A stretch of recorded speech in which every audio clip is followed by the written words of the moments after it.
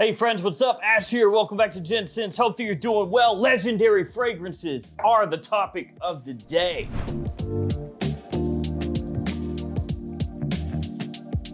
And I'll tell you guys, I walk around with something legendary in my pants all day, every day. No, not that. Weird. This right here. Drakkar Noir. It fits perfectly into the pocket. That's what I was talking about. See this pocket right here? That's what I meant. Ah, Drakkar, you're so perfect. The shape of the bottle perfectly proportioned to slide easily into your front or back pocket for easy travel anywhere you go. And then at any time, you just it got in my eye. Smell perfect. So good. Some of it just like directly went into my lungs. I hope there are no carcinogens in the bottle. So yeah, we're talking fragrances today that are legendary that every single one of you need to know. 10 different scents. Technically 11 if you include this one.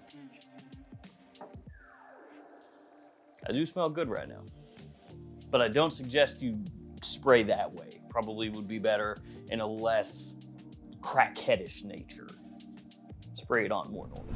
All the fragrances I talked to you guys about here today are going to be linked in the description below. Let's get started with this one, Invictus. Yeah, the original Invictus. It's one of those deals where, you know, it may get bashed by a lot of people, may not get a ton of love from like the fragrance community side of things, but the public likes Invictus, and that was reflected in how many different fragrances that inspired. And so here's the deal with Invictus. You may, again, not appreciate this, but you need to know Invictus. You need to know how it smells.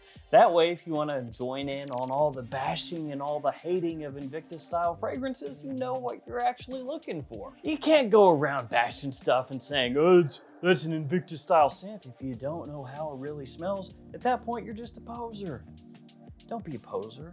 Now, taking everything I just said and tossing that out the window, Invictus is a legendary release. This thing inspired countless releases out there. It has a sweet, bubble-gummy type of scent profile to it, but it also has a very clean edge as well. Super versatile, big compliment puller, leans a little bit youthful, but it is a release that you can use just about anywhere, really. I know some people would say, oh, no, you can't, but you can. And on top of all those fragrances that it spawned, you know, the ones that were inspired by this one, there's also, of course, the Invictus line that carries on to this day, which actually has some releases that I love. Like Victory and Victory Elixir, those are top notch. And it kind of got a makeover to an extent with the new Invictus Parfum. You know, that's kind of taking this general idea and modernizing that in a new way. So Invictus, this is one that, yes, it has caught hate. It will probably continue to catch hate, but this is a legend. Let's see where to next. Oh, let's go with this one, Tom Ford Tobacco Vanille. I can still remember the first time I smelled Tobacco Vanille. To me, it was almost like a religious experience because this is one of the styles of tobacco that I love most. Very sweet, absolutely, with a big push to it where you can easily pick it up all day or all night, and a compliment puller as well. The name's really simple, Tobacco Vanille, tells you right there what you're getting, tobacco and vanilla, and I love both of those notes. Now, of course, with this being a Tom Ford private blend, it is on the pricey side of things, even at discounters. It's still gonna be pretty expensive, but this is a fragrance that I would put right up there on the Mount Rushmore of Tom Ford fragrances. Especially if we're talking about the private blend line, I feel like Tobacco Vanille has to be up there, probably Oud Wood, Tuscan Leather, and then what would the fourth one be? I think the fourth one would be, you know, depending on taste to an extent. Because you could go with like one of the really expensive discontinued ones, but, you know, probably don't want to do that because there's really a reason it was discontinued. They didn't sell as well. I'll let you guys fight that out. Yeah, whatever the last one is on Mount Rushmore of Tom Ford Ford more. Yeah. But this one just has always done it for me. I think it is absolutely killer, and I think that women smell amazing wearing this as well. Before we hop to the next fragrance, guys, here are those codes that I am assaulting you with, assaulting your senses, and most of these codes are going to be linked in the description below as well. So you can use those across a bunch of different websites that carry niche fragrances, designer fragrances, cologne fragrances. Check those sites out and use those codes to save a little dinero. The next fragrance, unfortunately, is discontinued, but fortunately, as of this video, you can still find. It's Valentino Wo Intense. Now, essentially what happened with the Valentino Wo line is they made Born in Roma. That's pretty much what happened, which actually Born in Roma has some similarities to Invictus. But yeah, essentially Valentino made Valentino Wo Born in Roma, and they were like, yeah, I got a pretty good feeling about this. Let's put it out and let's see what happens, Because you could basically read the tea leaves and see that the Womo line was maybe not quite selling as much as Valentino hoped or wanted. Because there were a number of Valentino Womo flankers after the original, and the original is really good as well. And I actually like Womo Aqua a ton. But they just didn't really sell. It really is pretty much that simple. It wasn't moving as much product as they wanted. So they put out Born in Roma, which was a big departure from the other Valentino Wo fragrances. Again, a little similar to Invictus. It doesn't smell obviously the same side by side, but it's in that wheelhouse. And Born in Roma took off. And that was basically all she wrote. So ever since that, Valentino has been doing Born in Roma flankers, which are technically still Valentino Wo, Valentino Wo Born in Roma, but still same bottle and everything like that.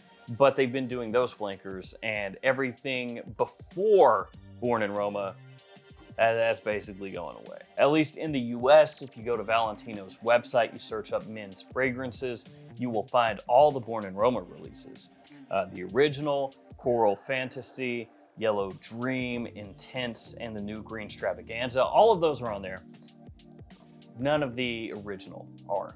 And they actually had this one on their website for a while saying discontinued last chance. So like I said, they themselves put it out there, it's discontinued. This isn't one of those things where it's like, guys, I think it could be, I'm not for sure, but it could be. Nah, they straight up came out and said this time, yeah, it's going away. So how does this actually smell? Well, it's actually kind of similar to Dior Homme Intense. It's got the same kind of makeup-y iris in there, that creamy iris. Also has a really nice pronounced leather note as well, and a lot of people prefer Valentino Wo Intense to Dior Homme Intense. I would say at the least though, this is going to be thought of as one of the pinnacle iris fragrances for men from this entire era of fragrances. It's basically, completely on the way out. Like I said, you can still find it at discounters, until the stock runs dry and everything. But this is gonna be one of those ones that people look back at and they go, oh, that was one of the absolute best iris fragrances ever, at least as far as designers go. Then we have a Space Bud, the original. The original sometimes gets overlooked, overshadowed, it becomes like an afterthought to an extent because people love Spice Bomb Extreme, which is really good. And then also Infrared, Infrared Eau de Parfum, that gets a whole lot of love. This one sometimes gets forgotten, but the original Spice Bomb was and is a really important release. The way that the spices were used here, which again, the name is Spice Bomb, so big surprise, right? But the way that they were used is just immediately attention grabbing, and it doesn't rely as much on sweetness to get its point across. Now, I'm not saying it is completely devoid of sweetness or anything like that, because it's got a little bit in there to take some of the edge off of the spice, though it does hit you pretty hard when you first spray it on. But it's that sweet spiciness without going, full on bubble gum, basically. The performance quite aggressive. You got great projection, good longevity. And this is one that has basically carried Viktor and Rolf's men's fragrances forever. Admittedly, Viktor and Rolf was never a brand that had like a huge number of different lines of fragrances, right? But Spice Bomb came out, made its mark, and they were just like, all right, well, cool.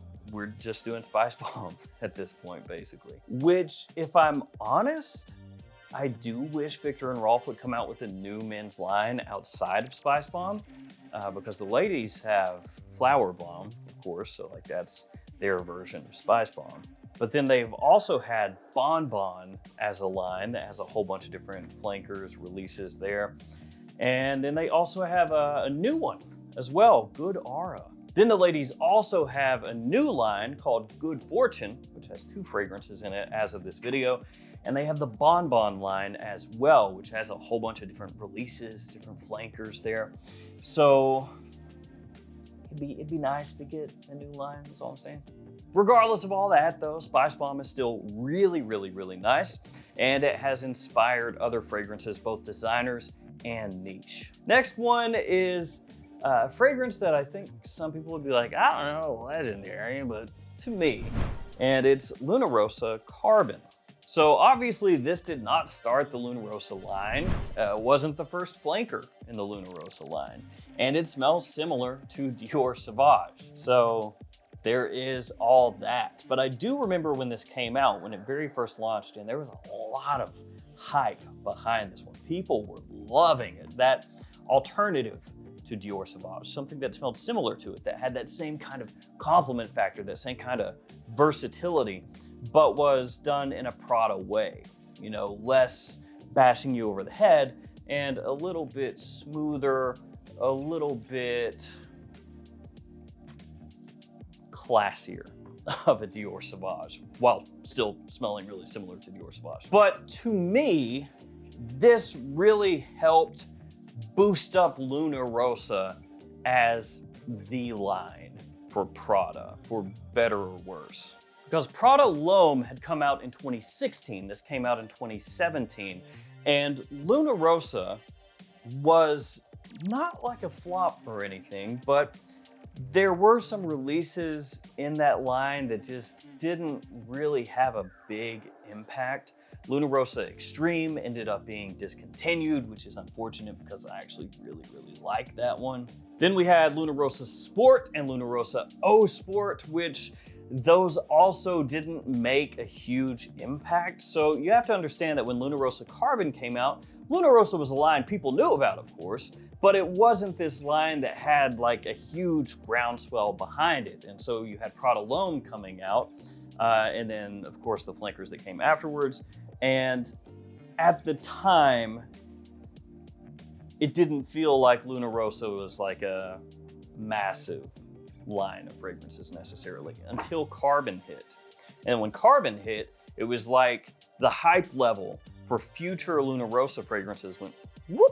And for a lot of people out there to this day, even though Luna Rosa Ocean is the most popular, best-selling Prada fragrance for men, a lot of people would say, look, if you want a versatile Prada Luna Rosa fragrance, get that.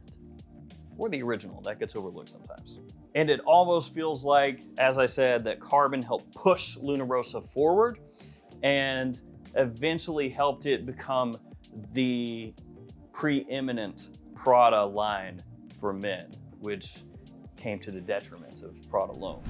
Let's talk Lidge next. This is from Guerlain, L'Instant de Guerlain. This is the Eau de Toilette. This is an older bottle style. It went through a few different iterations. So this is one of the earlier bottles, at least this style here. The style of bottle that it comes in now is kind of just the standard Guerlain bottle. You know, it looks like the L'Homme Ideal bottles. They really basically just took all their fragrances and simplified it and put them all into one bottle design if we're talking about like their mainline stuff, presumably to save money, but yeah. So just do be aware that if you go looking for this particular bottle style, it's an older one and it's gonna be probably pricier than just buying it as it comes nowadays. And then there's also a bottle style that was in between those. So yeah, Guerlain's been doing a lot of, you know, mixing and matching things, kind of trying to figure out what they want to do, I guess. This is Super classy, sophisticated, sexy, grown up, but without smelling, at least to me, really dated.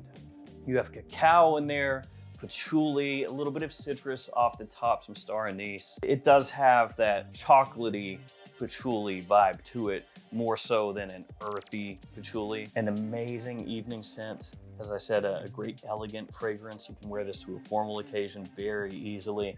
And it's something that nowadays, frankly, not a lot of people are gonna be wearing. It is more for fall and winter time.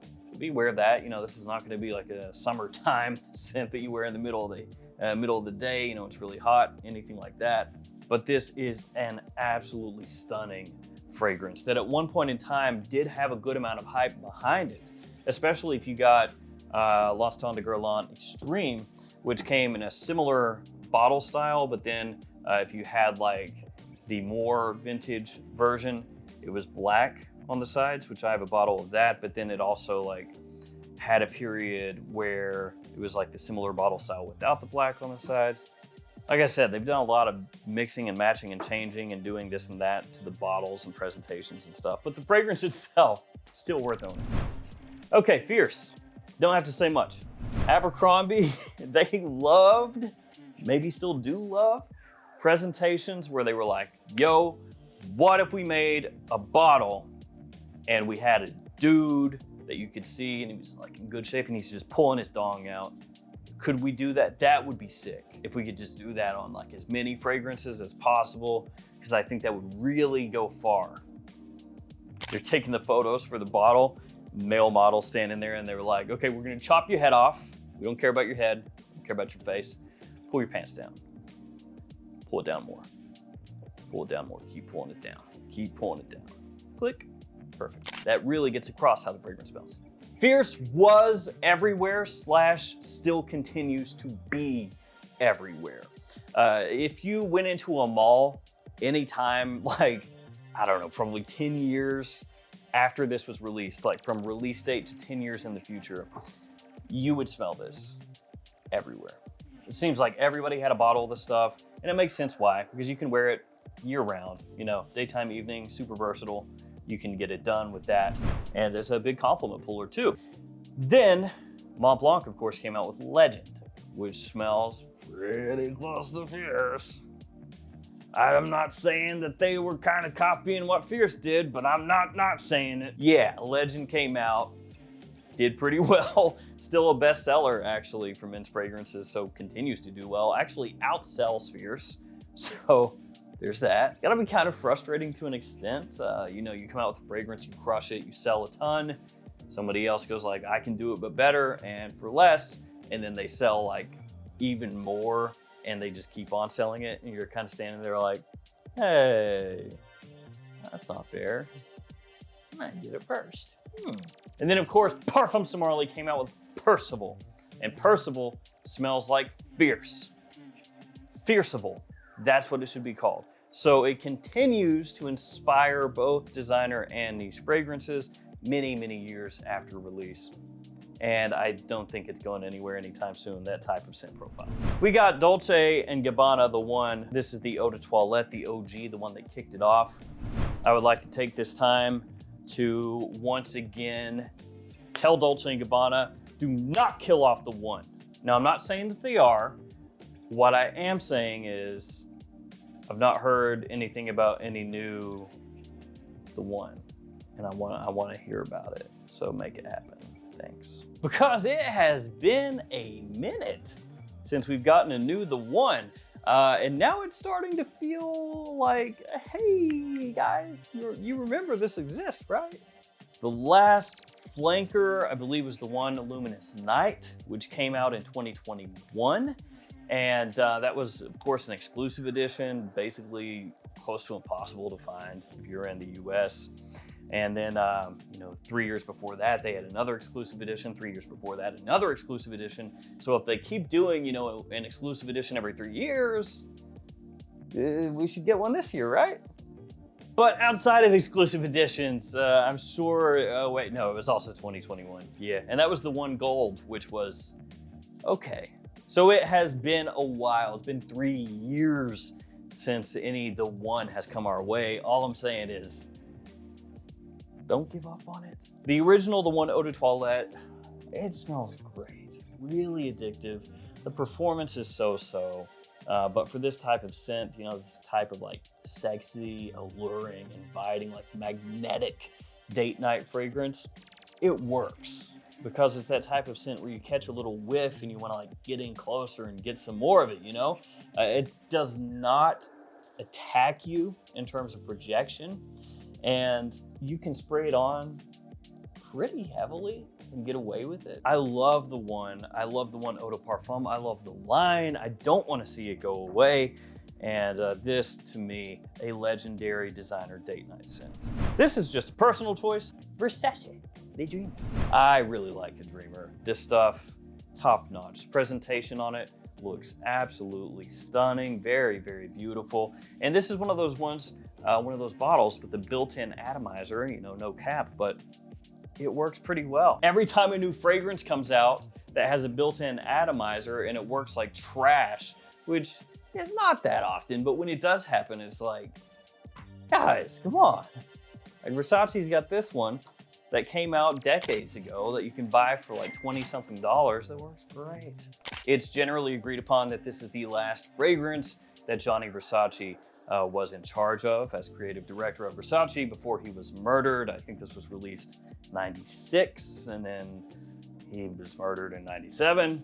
It just got really dark. So it does have that going for it. And honestly, if you want to, you know, kind of put it out there, it does smell much more unique than a lot of other fragrances Versace has done, and other brands as well that came out after this one. So you could smell this and be like, oh yeah, they're definitely, you can tell the creative direction is different, guys, for sure. I can smell the creativity. It's a little divisive. Some people don't like it, especially the opening. I like it a lot. I think the opening rules, but some people, you know, will smell it and be like, you know, a little iffy. Lavender, sage, carnation, which is a note that does not get utilized much nowadays. In the 80s and kind of heading out of the 80s, you would see carnation used in men's fragrances more often. Nowadays, never. There's also tobacco in here. There's tonka, some additional floral notes. The tobacco is a little bit more leafy. You know, it's not quite as honey sweet as a lot of tobacco fragrances tend to be in the designer realm. And I just think it's a fantastic, fantastic release for that price point. I will say, younger guys, probably not gonna like this very much. But middle-aged and older, I think this could make a great under-the-radar addition on the cheap to your collection, and if nothing else, it looks awesome. Last but not least, Code, the Eau de Toilette. This is the new presentation style, of course. The original Code presentation is no more. For better or worse, they simplified it, changed it, you know, moved everything into the Code, a new bottle style, and got rid of a lot of flankers. So now it's basically, you know, Eau de Toilette, Eau de Parfum, Parfum. Armani Code is one of those fragrances that I feel like sometimes, again, kind of slides under the radar a bit, where people don't think of it as much anymore because it's not new, but it still works really well. You know, it's got good versatility. You can use it a lot of the time during the year, probably like a 9-month type of fragrance. Spring, fall, winter, I would say you could wear that pretty easily daytime or evening. Still a good compliment puller. And it's one that does not go overly sugary sweet. You got some sweetness in there, but it's more, you know, tonka, decent amount of tonka. Then you also have leather in there, star anise as well. Makes a great evening fragrance, and it's one that you can pretty easily wear in dressier occasions as well. So the OG Code, Eau de Toilette, still gets it done. Still a bestseller after all those years, sometimes overshadowed by Aqua de Jo, or even the Stronger With You line if we're talking about, you know, the fragrance community and everything. But Code still works. That said, I would kind of like them to, you know, flesh it back out a little bit. I'm still just butthurt that Absolute got discontinued. Yeah, that's what I meant by flesh it out. Give me back Absolute or something better. There we go, guys. Here's some legends. You need to know these. These are all killers in their own right. Thank you guys for hanging with me. Stay safe out there. I'll see you tomorrow with another fragrance video. See you guys later.